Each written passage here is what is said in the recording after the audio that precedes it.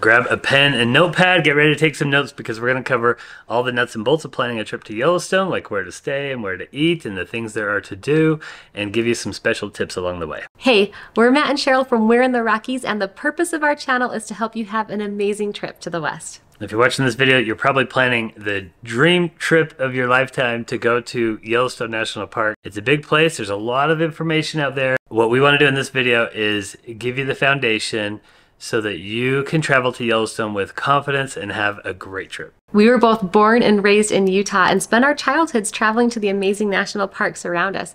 We've been married for 20 years now and love to take our 4 children to the national parks, and we take both sets of our retired parents with us as well. In fact, we think we've been to Yellowstone at least 30 times. We love it so much. It's one of the most incredible places on earth with all the diversity there is there. Okay, so to get started, let's just give you an overview of what Yellowstone is. So Yellowstone was the first national park created in 1872. I find this interesting because it was like 40 years before places like the Grand Canyon and Glacier National Park were created. The first national park in the entire world. So that's a pretty special thing, and still among the very most popular parks. Yellowstone is a massive park that is in western Wyoming, located up in the mountains. Many millions of years ago, there was a massive volcanic eruption there, which blew away most of the mountains, at least in the southern portion of the park. And so, although it is located up in the peaks, up in the mountains, a lot of it is actually pretty flat. It's kind of meadows, and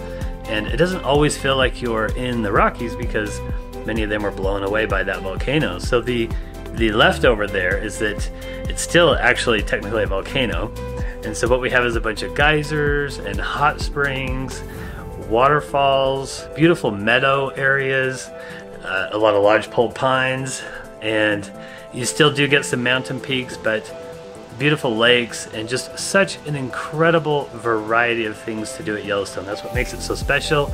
Like my dad says, it's like many national parks rolled into one. All right, so let's go over the layout of Yellowstone. Yellowstone is organized into a figure 8. It's one great big loop, but there is a connecting road in between. And that loop can take between 4 to 7 hours to drive around. So this is a big, big park, but pretty much everything you're going to want to see, as mentioned before, the waterfalls, the wildlife, canyons, geysers, all of those things are right off of that main loop. Just quick little parking lots off to the sides. And so you want to just plan on being on that loop most of the days you drive around. There are 5 distinct entrances into the park, each one leading to the Grand Loop. Although depending on the entrance, it may be a 5-minute drive or it may be a 30-minute drive. So depending on the entrance you use, you may have a little bit of driving time before you get to the main parts of the park. Okay, next up, let's talk about the thing that everybody wants to know about right now is the condition of the roads after the floods of 2022. So let's just rewind a little bit and talk about the floods real quickly. In 2022, Yellowstone had some major floods. Probably the most significant damage that Yellowstone's ever sustained from a natural disaster like that. It is on par with 2 other natural disasters that it had in the past. The 1959 earthquake, and then in 1988, they had the famous Summer of Fires. The floods of 2022 were actually more damaging than either of those ones because it ruined a bunch of roads and ruined some water lines and sewage lines to some of the hotels. It caused 2 entrances to be shut down for, I think, just about the whole year. Now, here's what's kind of incredible is that the people that live in the northeast entrance, there's a little town just outside the northeast entrance called Silvergate and Cook City, 2 little towns actually. Those people in the winter, they can't get to civilization except by going through Yellowstone National Park and up through Gardner, Montana. And so they would have been cut off had these road crews and contractors not done just a Herculean effort to get these roads back functioning again by the winter. So I think by October they had opened up a new road going in through the northern entrance. Really just amazing. I want to give kudos here in this video to all those people who worked so hard to get that done, to both the national park and the cities and the contractors nearby who worked together. That really was impressive. And it's good for us as tourists, but was necessary for those people that live there. All these towns on the outside of Yellowstone, these little gateway towns, are all tourist towns as well.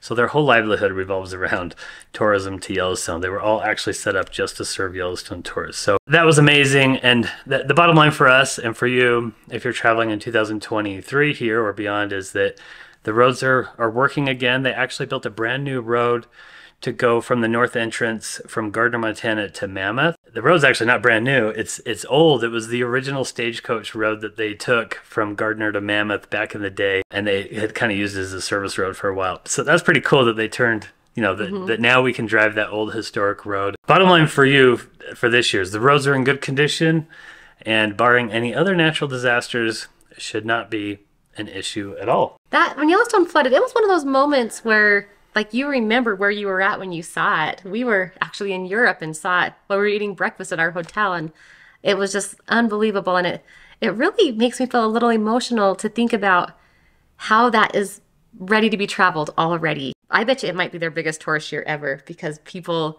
didn't get to go last year and they're ready to go.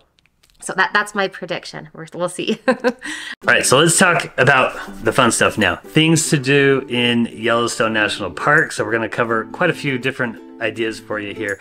First thing to do is simply just to look for wildlife. That is why a lot of people are coming to Yellowstone, because they want to see that wildlife. It's one of the best places in the United States to see wildlife. What I wanted to do is give you my unscientific opinion of the likelihood that you're going to see some of these animals. And so let's just cover a couple of them. Moose. I have never seen a moose in Yellowstone, so I'm going to rate this at about a 10% likelihood that you're going to see moose, only because some other people on our channel have said they've seen moose. I know there's plenty of moose in the park, but I've just never seen them. Now, if you go down to Grand Teton National Park, that's like a 95% you're going to see a moose if you go down there. Wolves are one of the main reasons that people come to Yellowstone, at least some people, wolf watchers. I'm going to rate wolves at about 75% chance that you'll see them as long as you get to the right place. Way early in the morning with a scope, then you have a pretty good chance at seeing some wolves. Very small chance that you'd ever just see a wolf kind of roaming around on the side of the road or crossing in front of you. That's pretty unlikely. Yeah, you don't need to know how to find a wolf. You need to know how to find a wolf watcher. And there's usually a whole crew of them. You'll know them by their scopes on the side of the road. They look like they're camped up there for hours because they are. Like, some people, this is what they do when they go to Yellowstone, is they just hang out with their scopes because they want to view that wildlife. Bears. Let's talk about bears. Black bears I'm going to rate at about 75%, again, as long as you're getting to the right areas of the park. Plenty of times we go to Yellowstone and we do not see any bears at all. But again, you know, as long as you're kind of spending a significant amount of time at the right areas of the park, you'll probably see a black bear. Grizzly bears I'm going to rate at about 25%. So they hang out farther away from the road and maybe even lower, right? Because we've only seen a few grizzlies there probably. But again, we're not the type that's just going to go sit in a valley and just wait all day to see wildlife. That's not really us. We're kind of coming and going. Let's talk about elk. 100%? Elk's pretty much 100%. You should see an elk or many elk when you get to Yellowstone because they're all over the park. And especially if you go to Mammoth Hot Springs, guaranteed to see them because they just hang out in the town and walk around. Yes, in fact, I cannot recall a time of us ever going to Yellowstone and not seeing an elk. Now, one thing we know, that there is not a single person who's ever visited Yellowstone without seeing a bison. So bison 100%, you've got to see a bison when you go there. In fact, by the end of your trip, you might be shooing those bison away because they're going to be blocking the road you need to drive on. So yeah, you're going to see bison, and you know what?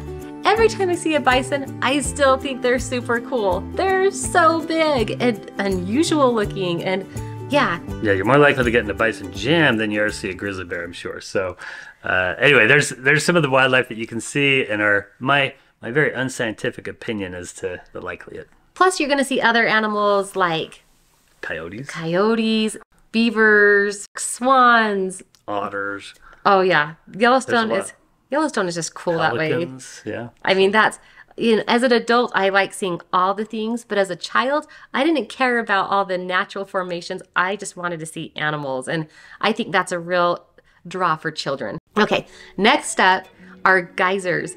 Yellowstone is filled with geysers, and they are so accessible. There's boardwalks to help you see these geysers, and there's actually 4 different types that you're gonna look for. Now, I'm guessing you've probably heard of Old Faithful because it's their most iconic geyser in Yellowstone, and it's one that shoots out of the ground, and it's predictable and amazing and should be on everyone's trip if they're going to on their list if they're going to Yellowstone.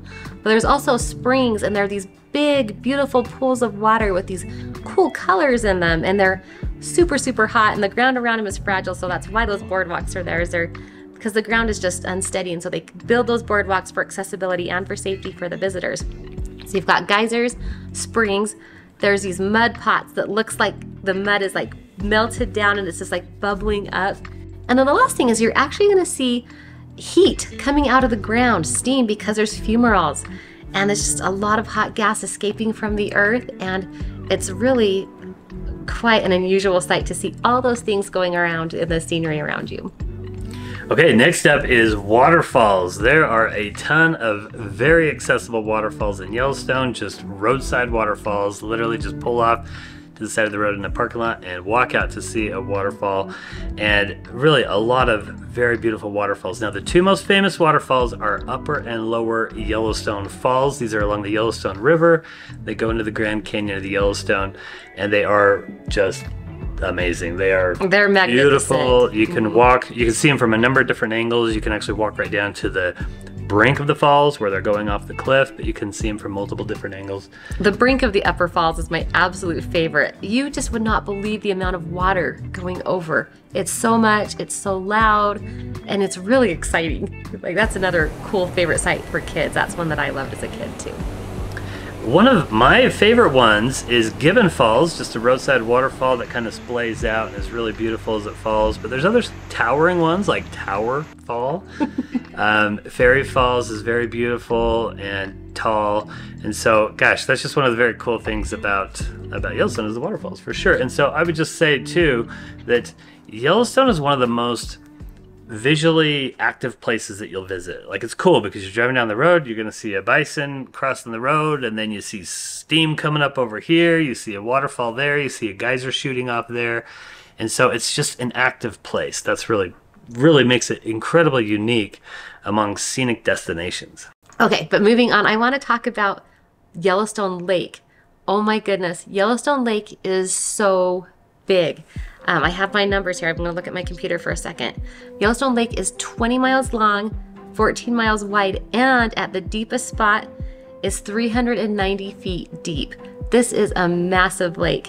And when I visited Yellowstone as a child, that's what we spent a lot of our time doing, actually, was going out on the lake and fishing. Now, I want to be really clear that Yellowstone Lake is not like a beach town party place. There's really not much beach. The water is only 41 degrees. It's super cold. And yeah, it's just not a place you really hang out for that reason. But we would fish on the lake, and you would drive your boat out miles to go to the fishing spot. And it's pretty impressive. In fact, Matt took a boat cruise out there on the lake. Right here, the boat that you see on the picture here. Yep, you can take a little boat cruise out on the lake, and they'll tell you some stories about it there. Actually, some really interesting stories about that. Oh, and one of my very favorite things about Yellowstone Lake is if you're down at West Thumb, there's some geysers in the lake. Like, as you're walking along the boardwalk, you can look into the lake and you can see them, and it's so cool. I love it. Next thing to do at Yellowstone is see some canyons, some really beautiful canyons. So the most famous canyon is the Grand Canyon of the Yellowstone, and what a great name is that, the Grand Canyon of the Yellowstone. That is the most famous and the most beautiful, and there's yellow rocks, the yellow walls, you know, red tinting, the big waterfall, beautiful, beautiful.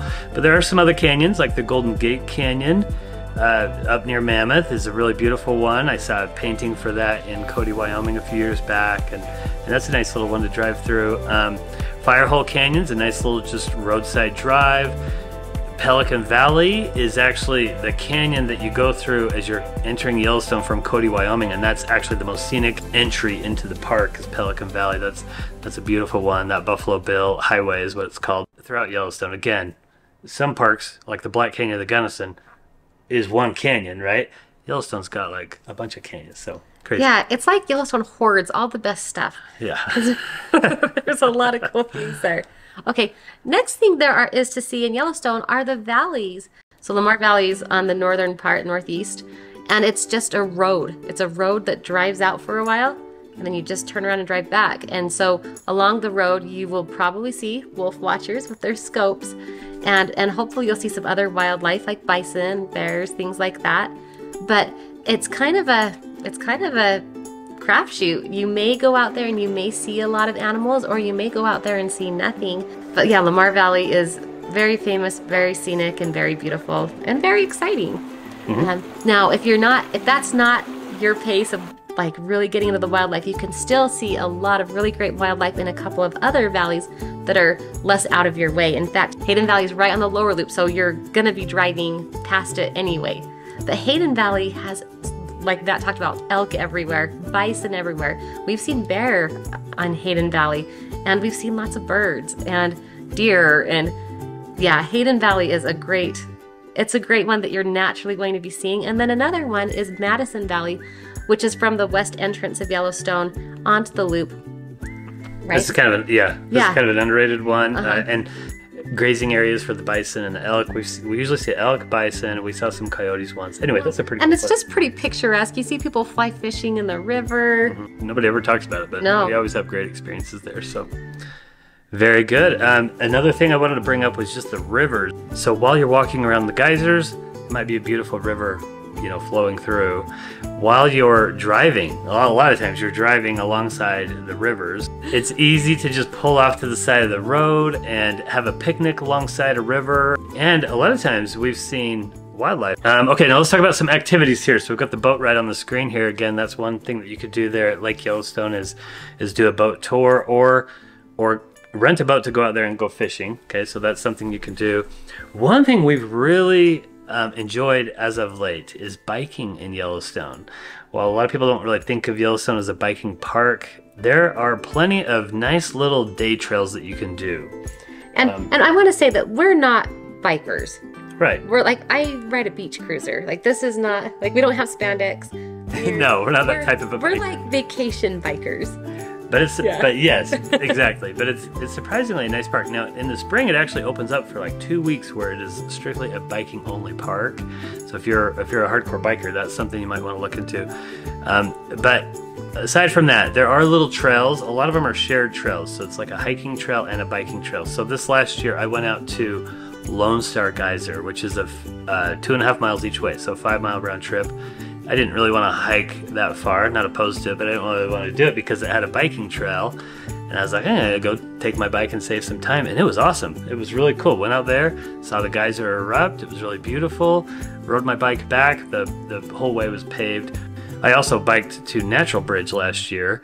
And so anyway, it was a really kind of cool way. It's been a cool way to go see some more things that would have taken a long time walking. So biking has been kind of nice. Yeah, so next up is hiking. Now, of all the national parks that we visit in the West, I would actually rank Yellowstone last as far as hiking. Yellowstone is mostly getting off at either like geyser basins or overlooks. There are hikes, but generally the type of sightseeing we do, where it's on boardwalks. We're walking around to see a boardwalk or a waterfall or things like that don't require major hiking. I'm not saying the hiking isn't good. You can get away from the crowds and all that, but like I did a 5-mile hike out to Fairy Falls and back, and the hike itself is pretty boring and mosquito infested. The falls were very nice, but the hikes can sometimes be kind of boring because you're just going through the trees. No real kind of just headliner hikes that I can even think of, So that's something to know about hiking there. Up next, let's talk about getting to Yellowstone. So if you are flying to Yellowstone, there are 3 main airports that you might use. There's the Bozeman Airport in Montana. There is the Jackson Airport, which is actually located in Grand Teton National Park. And then there is the Salt Lake City Airport, which is about 5 hours away, Salt Lake City, Utah. Our recommendation here, honestly, is just to go with whatever's cheapest probably for you, because none of them are really like right next to the park. So Bozeman is about an hour and a half away, I think, and so that's probably the most common if you're flying in from the east, is for people to use Bozeman. All of them tend to be pretty expensive for people, so for that reason I'd probably just say go with whatever's cheapest. The Bozeman and the Jackson are pretty smaller. They're kind of small airports. The Salt Lake City's larger. It is a longer drive to get there, 5 hours, but it's pretty much a straight shot up I-15 on the western side of the Rockies, and there are some interesting things to see along the way if you're coming from Salt Lake. So that's the route that we travel, and it goes in through West Yellowstone if you go on that route. Some people do fly into Bozeman, and then they work their way down, and then they fly out of Jackson or Salt Lake. So that's an option too, is that you could fly into one and fly out of another, which will give you a way to kind of work your way through those mountains, through the Tetons and through Yellowstone Park, and then fly out of another one without having to drive all the way back. So that's not a bad option either. Okay, so I want to talk about driving and road trips. So many people, we've been helping people travel to the West for 3 years now. And the longer we do this, the more we find out about how people travel. And people very often have Yellowstone be part of a bigger road trip, which I think is a great idea because there's some cool things to see out west and it's hard to get out here. Grand Teton National Park is an hour south of the south entrance of Yellowstone. It is so close. And even though they're close to each other, what you see is completely different. The Tetons are these amazing peaks and these gorgeous valleys, and Grand Teton is amazing. And it's so close to Yellowstone. I feel like if you're going to Yellowstone, just spend a couple days down in Grand Teton and then you can say you've done both. Another really cool trip is to go to Glacier. Glacier National Park is so beautiful. Also, one last one is there's the Black and Yellow Road. Yeah, that goes from the Black Hills to Yellowstone. And if it's not actually a road. In the early days, they called it the Black and Yellow Trail in the early days when they were trying to kind of connect these, when there were very few highways going through the middle of America. Now it's kind of a series of roads there, but that's a very popular thing to do, is to connect the Black Hills with Yellowstone. Yeah, and when we say Black Hills, I think people generally think Mount Rushmore and might believe that's the only thing there is to do there, but we think that the Black Hills is... Oh, Black Hills, ton of things to do there. We have a whole guide for that. Yeah. And a whole video for that, so you definitely want to... I feel like that's like a hidden gem in the West. Yeah. Yeah. Don't tell your friends. Beautiful place. Yeah.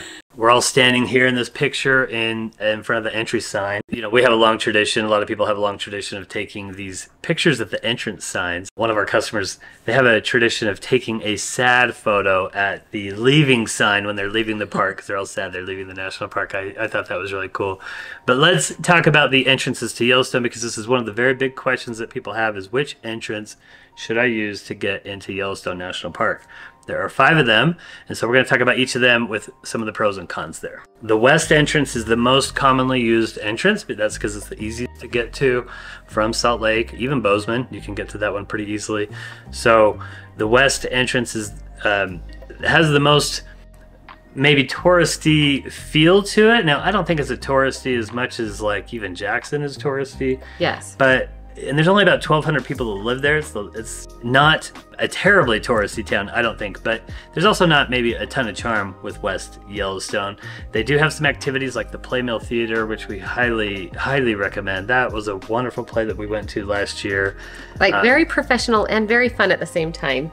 Yes. Yeah. That was great. They'll have things like zip lining, four-wheeling. They have a little rodeo there and some horseback rides out there that you can do. Probably the top attraction, maybe with the Playmill Theater, would be the Grizzly and Wolf Discovery Center. That's a really nice place to go see grizzly bears up close and wolves up close. These are typically rescued grizzlies and wolves. Really top-notch facility there, the Grizzly and Wolf Discovery Center. Yeah, and you get to see them, like, they're pretty active. They only bring out like one bear at a time while it's feeding time, and they're like searching for their food. They do a wonderful job with those animals, and it's a great experience, especially if your family's not into waiting around to see the animals. Like, that's a great way to see it. And oh, by the way, there's the west entrance of Yellowstone, and then the city is called West Yellowstone. Mm-hmm. So that's actually the name of a city, just to clarify. And that literally touches the park. Last year we saw the border sign right there. Yeah. Well, it's funny because my grandma grew up in West Yellowstone, and so I'm like, I've got to make that distinction. Yeah, that's a good point. But there's also like 2 other really cool things to do outside of West Yellowstone, and one is to go to the Earthquake Lake Visitor Center. That's where the major damage was from that 1959 earthquake I mentioned earlier. Yeah. That is a really interesting site. Yeah, and not crowded. Like, you can escape the crowds and see something cool there. The other thing that we discovered this year was Virginia City. That is a ghost town, and like a legit ghost town. You can look into various little buildings along the street, and it shows like what the hat shop would have looked like, or what the typing shop would have looked like, or the candy shop. It was a great experience, and they have a touristy little place called Nevada City, which is actually that you can pay admission to and go in there and see that. We didn't have time to do it, but that looked cool. But even if you can only stop in Virginia City, we loved our experience there. Mm-hmm. Well, the big benefit to West Yellowstone, honestly, is that it's located like in the middle of the loops there, or pretty much down kind of by that southern loop. So when you enter the park, even though it does take about 15 minutes to get to the Grand Loop Road, It's actually the closest to all the major attractions. The other thing to know about West Yellowstone is there's lots of like Forest Service camping out in the area. West Yellowstone has the greatest amount of hotels and restaurants and things like that. Okay, the next most common entrance is the north entrance. This is Gardner, Montana, which again, just like West Yellowstone, literally borders the park. And this was the original entrance to Yellowstone, and they have a ceremonial arch there called the Roosevelt Arch that you can actually drive through on your way into the park, which is kind of a fun little thing. Gardner, so most people who are entering through Gardner are flying into Bozeman and then driving to Gardner. Just know that from Bozeman, you could go Gardner or West Yellowstone, whichever is more interesting to you. Most people coming through Gardner, now we stayed at Chico Hot Springs last year, which was an attraction in and of itself. There's hot springs, there's a really fine dining there. It's kind of a cool little resort, historic resort. What else about Gardner? They have river rafting trips out of Gardner. And they have some hotels and restaurants there too. Not as much as West Yellowstone, but I'd say that's the second most touristy spot in the park. And actually when Matt and I visit Yellowstone, we like to stay in two different locations. We'll usually try to stay in the west for a couple days and then head up north for a day and stay there. That way it just decreases our driving time. It's kind of what we like to do. It's only 4 miles away from Mammoth Hot Springs, which is where the park headquarters is, and that's kind of an attraction in and of itself, just visiting Mammoth. So it's quick into the park, but then you're on that northern end. Now, one of the big advantages to staying up there is that you are on that northern end, so it's a little closer to get to Lamar Valley, if that's an important thing for you to go out and hang out. Yeah, like if you're wanting to go there at 4:30 in the morning to watch wildlife. Yeah, you don't want to. Not bad. Yeah, it's nice to trim some of your driving time off there. Okay, next is the south. The south entrance takes an hour to even get to the loop. And as we've mentioned before, the south entrance is where you access Grand Teton. If you exit, you're basically getting into Grand Teton National Park. It's really close by. Of course, we love Grand Teton National Park. And there is some nice lodging in the Jackson Hole area. And it's very upscale, very expensive. It's regularly $400 a night and up. It's very, very pricey. We don't think it's a good jumping off point if you're visiting Yellowstone. Like if you're gonna do both those things in one trip, I would recommend changing locations, but I definitely recommend visiting Teton and Jackson. That's a cool area to go and very common. So we said it's about an hour from the south entrance to the Grand Loop, but the other thing is it's about an hour from Jackson to the south entrance. So it's just, there's not like a gateway town on the southern part or on the southern entrance. It's just the Grand Teton National Park and then Jackson located on the south end of Grand Teton. So it's a long ways into the park from there. There are some tour companies that, you know, they're billing themselves as a way to see Grand Teton and Yellowstone in a day. But I'm telling you, these are big parks, and that's not really... You're going to be spending a lot of time driving past things that might not be that interesting. Like, it's just too much to see in a day, really. Too much to do. So too far away in our opinion. One thing I'll mention, though, on the south side is Du Bois, Wyoming. They have a brand new museum there called the Museum of Military Vehicles. And it is a world-class museum. It's really nice. Like, oh my gosh, so professional, such great displays. You can spend an entire day there, and I would actually recommend you spend at least a half a day exploring that and maybe a full day exploring that area. And it is, I mean, it's a little outside of Grand Teton, so it's a little far away, but I just wanted to point it out because that is brand new and it is stunning. It is really cool. So if you are into that, just in the least, you could spend all day there and not see it all. It's an amazing facility. And it's really like on par with the museums in Washington, D.C. Like it's very, very well done. And even if you're not into military vehicles, I enjoyed it. I thought it was good. Speaking of amazing museums, let's jump over to the east entrance now. So this is coming from Cody, Wyoming into the park. Here again, Cody, Wyoming is like 2 hours away from Old Faithful, or you know, really a long ways away from the center portion of the park. The drive to get there on the Buffalo Bill Highway is beautiful. And Cody is a really great town. Now, of all these towns that we're talking about, Cody is actually the most authentic town. I mean, people are living there, working there, doing regular jobs there, as opposed to some of the other gateway towns. But it also feels like there's some fun history there, and I really liked our time in Cody, Wyoming. It is a fun town with, like, the Irma was Buffalo Bill Cody's hotel, and there's a cool dam there, the cool ghost town there. I mean, it's a great town, and it has the best museum. Yeah. The Buffalo Bill Center of the West is 5 museums in one. Your tickets, like the Military Vehicle Museum, your ticket for the Buffalo Bill Center is good for 2 days. And legit, you need like 2 days to go visit that. And then Cody's also famous for the rodeo, by the way. So you can spend a ton of time in Cody. But here again, we don't think it's a good jumping off point to go visit Yellowstone and come back to Cody. You don't want to stay there. No. It's just so much driving. Yeah.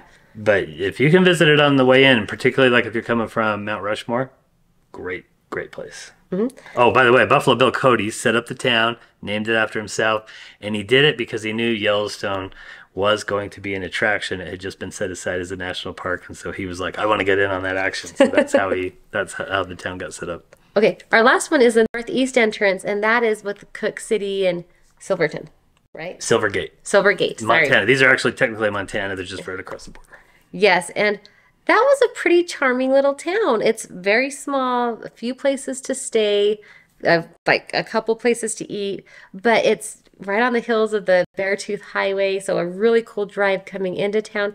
It is close to Lamar Valley. Yeah, I would say not a lot of lodging options, but... Yeah, although we stayed at the Grizzly Lodge and loved it. Yes, the Grizzly Lodge was beautiful. Great. And it's super remote. Like, you feel like you are really in the mountains out there.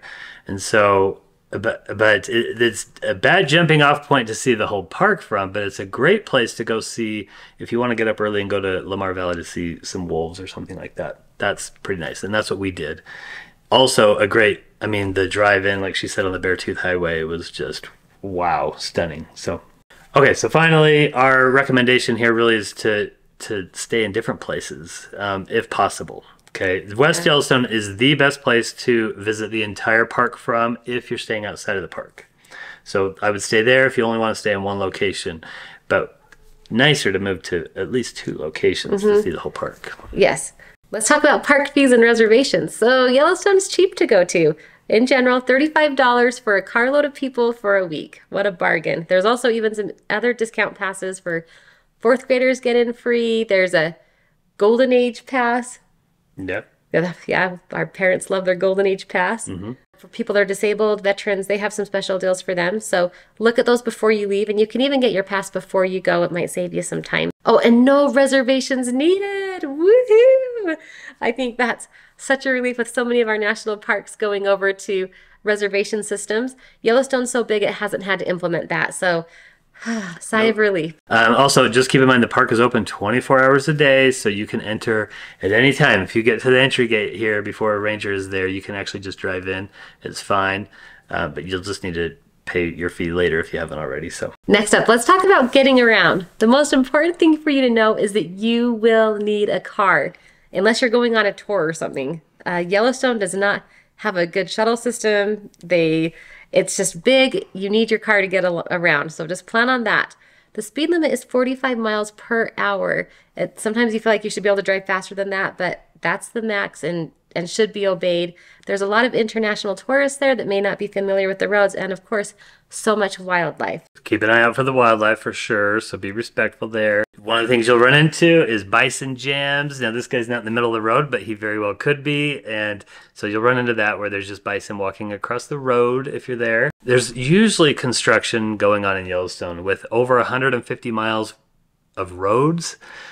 It's just a constant project of upgrading those roads and repairing them. So. And they're all paved, which is amazing to me. Like you're fine in whatever vehicle in Yellowstone. You don't need a 4-wheel drive. You don't need high clearance. The roads are very accessible for any sort of vehicle.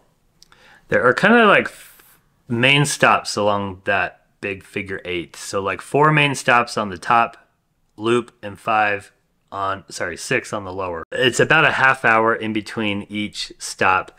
As a general rule, it'll take a little longer or shorter, but general rule, about a half hour from stop to stop. And at most of the stops, I should say, there are gas stations that you can fill up on. So gas is never far away. I'm sure it's a little more expensive in the park. Mm-hmm. So if you want to fill up before you enter the park, you'd probably be good, but always something nearby. And there's even a few service stations within the park. Mm-hmm. So that's also good peace of mind. The Wi-Fi is really, the cell connection is pretty bad. Yeah. Don't count on having cell connection. At some of those busier areas, you might get some, but don't really count on it. The truth is, you will be spending a lot of time driving around in Yellowstone, and it's really important that you kind of have a game plan to reduce that driving time. And so it's important that you have a good plan when you start off for the day, that you know where you're going and how long you'll be gone for and things like that. Our guide has a really great way to do the park efficiently so that you're not having to backtrack, because Matt said before, if you pass a stop, you're not going back to it because it's just too far away. So it's really important to have the day planned out. Our guide's right here. We're going to talk about this a little bit more later, but yeah, really, it's so much driving. So you do need to have a little game plan, or you could get pretty frustrated just feeling like you're driving and not seeing as much as you would hope. Next up is lodging within Yellowstone National Park. Yellowstone actually has several lodges. In fact, I looked it up and there are about 2,300 rooms and cabins for rent. And so it's kind of a motley crew of options. We just got back from Glacier. We did this amazing trip there last August, and all the lodges were the same. They were these beautiful Swiss-style chalets. But in Yellowstone, it's kind of hit or miss on what type of accommodations you're gonna see. There's the very famous Old Faithful Inn, which is the largest log cabin structure in the world, and so cool. Yeah, you gotta go check that out. Yeah, I mean, even if you're not staying there, just go see it because it's cool.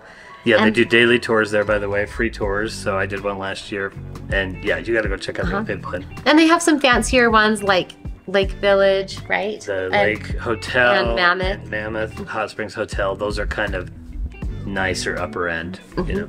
And Canyon is newer, of course. Yes, but then they have some other ones that are just not quite as fancy and nice and less expensive, and it's great. They have options for all different types of travelers.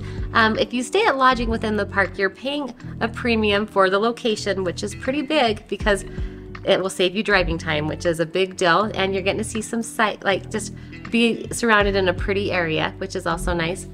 You can count on all these hotels, especially the fancier ones, having a fine dining experience available at like a nice restaurant.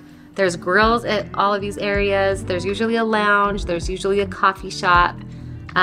Most of the lodges have actual keys. Then also like no AC, no TV, no air conditioning. Probably very poor Wi-Fi. Poor Wi-Fi. I do think when I was researching, I think that the hotel at Mammoth has TVs in the room. Huh. I think. Okay, Someone correct me if I'm wrong. So we've never stayed in a lodge or a hotel in Yellowstone National Park. We either camp or we stay outside of the park. We would like to. We're not opposed to it. It's a little more expensive, so we've never done it. But if you can afford it, again, the big benefit is that you're closer. You're just inside the park, so there's not as much driving. Now in Glacier, some of those hotels just had these amazing views, and it's like you've got to just go stay there for that view, you know. It doesn't really exist so much in Yellowstone, I wouldn't say, except for maybe Lake Hotel has the lake outside, but you're not getting like these incredible vistas from the place like you are at even say the Jackson Lodge in Grand Teton. So something to think about there. The nice thing is all these are managed by Xanterra. That's the concessionaire who manages these, so they're all on that one website, easy to find and book. And 12 months in advance, and you're going to want to do that. These book up so fast, it's difficult to get a room. You can plan on them costing $200 and up for a standard room, and your room will be comfortable and simple.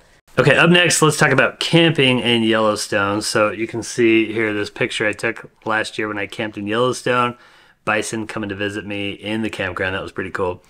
So a couple things to know about camping in Yellowstone. There are 12 campgrounds. Unlike the lodges, which are all managed by Xanterra, the campgrounds, there are 5 that are, the 5 largest ones are managed by Xanterra, but then there are 7 others that are managed by Yellowstone. So there's different places to book those campgrounds online since they're managed differently.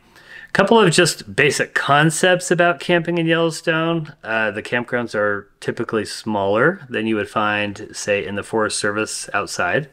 So some people complain that they're a little cramped. I haven't ever had an issue or had a complaint about that, but it is true that they're pretty close, you know, I would say. And they're filled with lodgepole pines. So lodgepole pines are not real full and green. And so there's not a lot of privacy. You can wave to your neighbor from your campsite. It's just fine. Also, they don't accommodate large RVs, so you're gonna, you have to check the lengths there, but typically 30 feet and under for your, your RV there. There's one campground that does only RVs called Fishing Bridge Campground. That's the only one that has hookups for you if you're an RVer. And I have heard, I haven't camped there, but I've heard you're pretty jammed in there in Fishing Bridge RV. Sometimes, as I mentioned, sometimes wildlife will come through your campground depending on where you're staying. So that's kind of a cool thing. This reminds me that one of the common questions with Yellowstone is, can I camp in my car? And the answer to that is that you can camp in your car as long as you are actually in a campsite, a reserved campsite. So I camped in my car last year here. I pulled up and it was just me, and I didn't want to spend the time to set up my tent because I wasn't going to be much in my campground. I was out exploring things and stuff. So I just slept in my car each night, and that was fine. You can do that. And in this image here, you can see a bear box right next to that bison. And so you need to be aware that you have to put your food in bear boxes if you have any out at all, or it needs to be in your car. The bears in Yellowstone are not yet able to break into cars, but I have heard that this is a thing in California where the bears are actually breaking into cars. Yeah, they figured out how to open car doors, which is craziness. So we're hoping that they don't like get together and share their tips from Yosemite. Right. So one of our favorite things about camping in Yellowstone is the ranger programs. Most of them have an amphitheater where at night you can walk over to the amphitheater and watch a ranger give a really good program.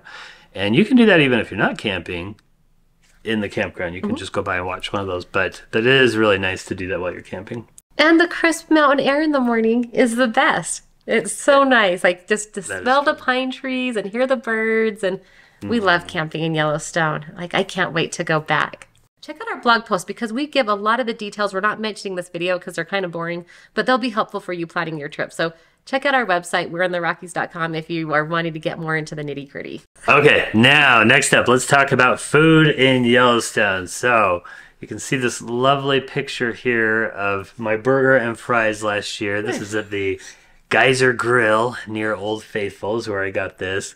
And Yellowstone is known for having bad food. That's just the way it is. It's far away from anything. It's hard to get fresh ingredients there. Xanterra is the concessionaire that runs all these. And Xanterra does, I think, a really good job. I mean, they manage a lot of concessions at Glacier, Grand Canyon. Like they're kind of the big monopoly of concessionaires in the national parks. And I think they do a very good job. I have had some good meals in Yellowstone as well. So I had a good one at Canyon Village where they had some roast and huckleberry gravy or something like that. So, and our favorite experience was at the Old West Cookout, and that was good food. Like I thought we really enjoyed our meal there.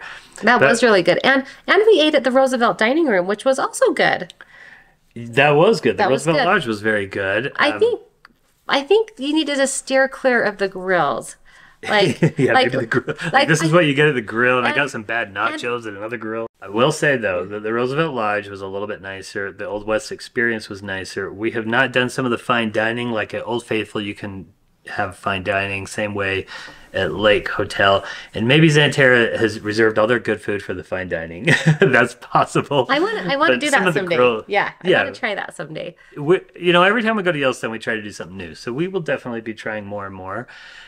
So that we always have good information to give you. But just know that generally the food is bad. But their ice cream is good. The ice cream, it comes from Montana. There's 2 places in it that it comes from in Montana, and it is really good, actually. And it's really fun. Good. It's fun to go watch Old Faithful erupt with an ice cream cone. Like, that's a great memory that I had as a kid, and it's fun to do now. We used to go get ice cream at Tower. So ice cream is really yummy there. But our very favorite thing to do in Yellowstone National Park is to pack picnics. There's so many great picnic areas, and like Matt said earlier, there's rivers everywhere, and it's just fun. And it's a great opportunity to get out of the car and like let the kids run around instead of like being stuck in a restaurant waiting in line. Pack your picnic, and it doesn't need to be complicated. There are general stores at all those main areas we talked about earlier. You could, if you flew here, get a disposable cooler, throw your stuff in, and you're good. Yeah. That is how you visit Yellowstone. That's how you do it. You picnic. You picnic. Well, and that's the thing too, is that Yellowstone you kind of have to see on its own terms. Like you're gonna see wildlife, and you might want to stop and see it. And get stuck in a bison jam, waiting for a geyser to go off, something like that. Okay, up next, let's talk about when to visit Yellowstone and when not to visit Yellowstone. So the main travel season is from June to September.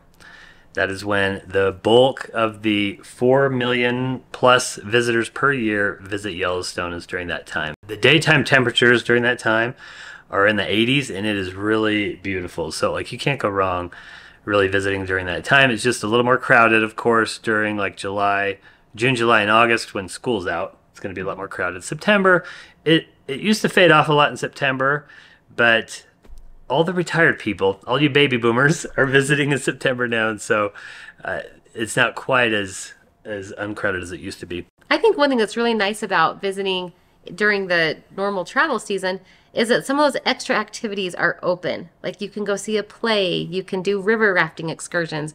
So if you're wanting to mix up your trip, that's when those things are available. Also, as far as like lodging options, it's kind of like Memorial Day through, I think most of them are open through September. Every lodge has a little bit, or yeah, sorry, Labor Day.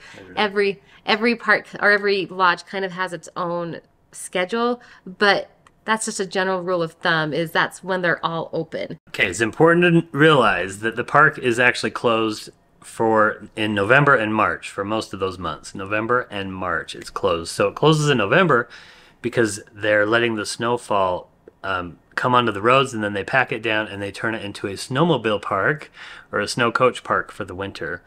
And then in March, it's closed because they are now starting to plow the roads in March. And so it gradually opens between March and May as they get those roads plowed. It takes them 2 months to plow those hundreds of miles of roads. So we have had a few people say, hey, I want to visit in March. What do you think about that? It's like, you can't visit in March, really. Now, there is one road that's open all year long. And remember earlier I told you the residents from Cook City need to get out of the park through Gardner. And so that road is plowed all year long, that northern road. So you can visit any time of the year for that northern road. It's kind of popular for people in the winter to visit and drive in there to see wildlife in Lamar Valley along that road.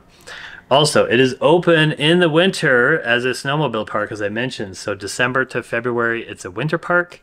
And we are going to go there for the first time this February to experience a snow coach tour or a snow coach ride into Old Faithful. So we're doing some videos on that. That'll be very exciting. It looks so beautiful. But anyway, we haven't done that yet. And we've never been to Yellowstone in the winter, so this is first for us.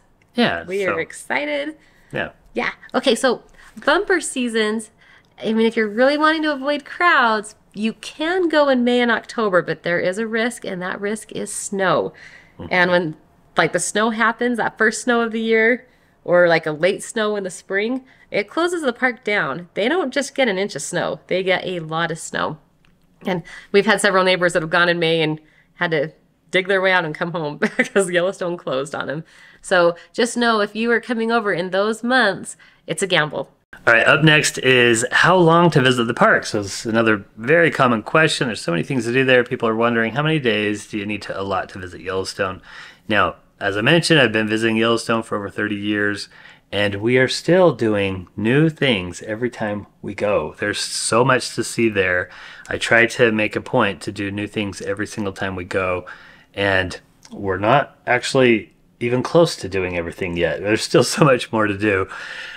But if you just want a nice overview of the park, generally 4 days is going to give you that, because you can spend 2 days on the lower loop and 2 days on the upper loop, and you're going to see like the best, overview of the park. Yeah, in 4 days. You can You'll see a lot. You can see the best geysers, waterfalls, canyon, like all those things. You could go home and say that you've properly done Yellowstone with 4 days if you had a good plan and stuck to it while you were doing it. Mm-hmm. Now, a lot of you are coming out here on your big trip, and you're like, well, you're not going to come out here for 4 days and go home. You want to spend a lot of time out here. So I think like a 10-day vacation to the Yellowstone and Grand Teton would be amazing. That would be amazing. It would give you time to do Yellowstone properly. It'd give you time to visit Cody outside of the park and do the Buffalo Bill Museum and all that stuff, right? It'd give you time to go spend some time on the west side at Earthquake Lake and Virginia City, and then also to drop down south to see Grand Teton, the Military Museum in Du Bois, Jackson, Wyoming, do some river rafting, a lot of activities. 10 days would be an amazing time in this whole area, don't you think? Oh, yes. And of course, you have to know what type of traveler you are. If you're wanting to hike a bunch, you might need some more time.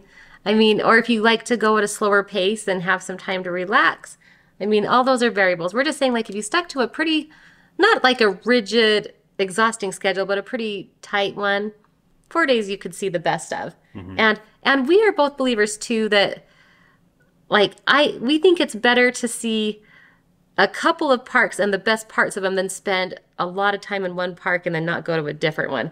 That's kind of like I mean, Matt may disagree with me, but I think like 3 days in Yellowstone and 2 days in Grand Teton could be a good option if you have a few extra days. And then, you know, if you stopped at the Black Hills on the way out, if you were road tripping or something like that, that'd be like a 2-week trip and would be amazing. This video is part of a playlist that we have on Yellowstone, many other videos that you can use to plan your trip to help you out. We have a website, we're in the Rockies.com, and we've covered Yellowstone, Cody, Grand Teton, Virginia City, all that stuff we have videos on. We also have a really special video. If you're wanting to see exactly what there is to see at Yellowstone, Matt really made a pretty special video honoring Yellowstone National Park for its 150th birthday that shows a lot of the scenery and the things to do. So that's like an enjoyable, this is like a working video. That's a fun video. Yeah, exactly. The next thing to know is that when you leave in the morning, plan on being gone the entire day. You never know what's going to happen in Yellowstone. And as we've said, it's a big, big park, and it's hard to backtrack and go back to your hotel or campsite. So just pack up and plan on being gone for the whole day.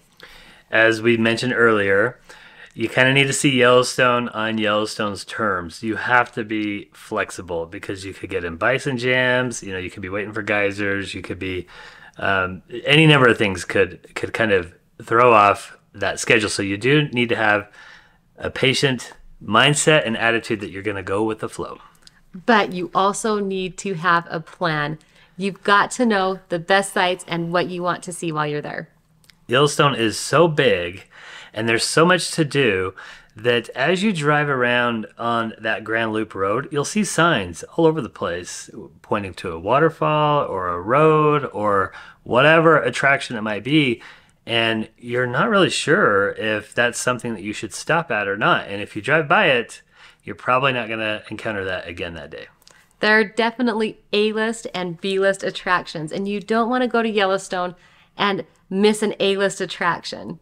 So our itinerary that we made just for you to have a great trip to Yellowstone based on our experience of visiting the park so many times and thinking through so many of these issues, because by the way, I experienced those frustrations multiple times taking our own family there and thinking we missed that and now we're not going to see that on this trip. So we created a 4-day game plan that gives you the order of things to see, the best times of the day, kind of how to structure your day. This is basically 4 days of itinerary where the attractions are logically grouped together in the right order. You can change the days around as needed, so this is a pretty flexible itinerary for you, but it is a game plan. And again, you know, you have to be flexible because things can change. But having the game plan allows you to be much more flexible. And it has great maps that show you how to get around, how long it will take to do certain things, how rigorous they are, how much time it will take. It really does give you a great idea of what you're going to want to do. And we even have the attractions grouped by this is a must-see and this is a great to see if you have time. We have helped thousands of people travel to Yellowstone, and every year we get hundreds of emails where people tell us how their trip went. And I wanted to share this email that we received just to kind of let you know what they thought about the trip. I purchased the Yellowstone 4-day itinerary and audio tour for May of 2022. It did not disappoint. It was so helpful. We were able to see so much more than if we had tried to plan it ourselves. We all loved the audio tour stories, even my teenager. The stories were very entertaining and kept our attention. We couldn't wait to get back into the car and start the next story. The itinerary was easy to follow and hit all the popular attractions with great tips that were on point. I was on the fence, then purchased this itinerary the day before our trip. I am so grateful I did. I highly recommend We're in the Rockies. I won't hesitate to purchase another itinerary if we visit any other parks. Thanks for helping us plan our first family trip to Yellowstone. Fantastic. That actually brings a lot of joy to my heart to hear, especially that the kids really liked that audio guide. I poured my heart and soul into the audio guide and the itinerary as we made it. In fact, the design is based on an early Yellowstone guide by a very famous park employee back in the 1800s. And so I actually kind of gave an homage to his design. Big fan of the history, the stories. I just love Yellowstone. So for less than what it costs to feed your family a meal, you can have this guide to guide you through the park. And it's super easy. You just go to our website, we'reintherockies.com. You buy it, you download it, and you print it if you want, and you are ready to go. So our mission is to help you have a great trip to the West. This is the best way to do that with Yellowstone. Thank you so much for spending time with us to learn about Yellowstone and let us share one of the places that we really love with you. I promise you'll have a great time if you download that guide. Go check it out right now. Thank you so much for watching, and until next time, go West, young traveler.